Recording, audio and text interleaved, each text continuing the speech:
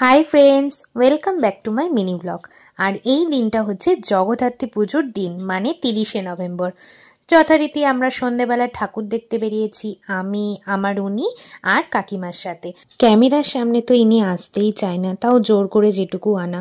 প্রথমেই চলে আসলাম তাঁতিপাড়া বারোয়ারিতে, এটা তাঁতিপাড়ার বড় মা। আর রাস্তায় খুব সুন্দর সুন্দর কিন্তু লাইটিং করেছে, লাইটিংগুলো দেখতে খুব ভালো লাগছিল।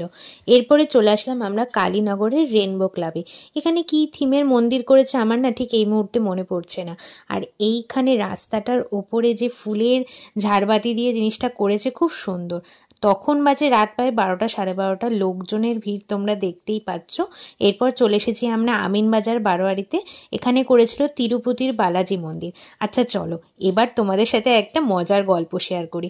এইবার আমরা লাস্ট প্যান্ডেলে চলে এসেছি, এটা হচ্ছে রাধানগর অন্নপূর্ণা বারোয়ারি। তো এখানে থিম করেছিল দুধসাগর ওয়াটারফল। তখন বাজে প্রায় রাত 1:30। আমরা গিয়েই দেখি প্রায় 50-60 জনের লাইন, মানে এই লাইনের পিছনে যদি দাঁড়াই তাহলে ভোর হয়ে যাবে ঠাকুর দেখতে দেখতে।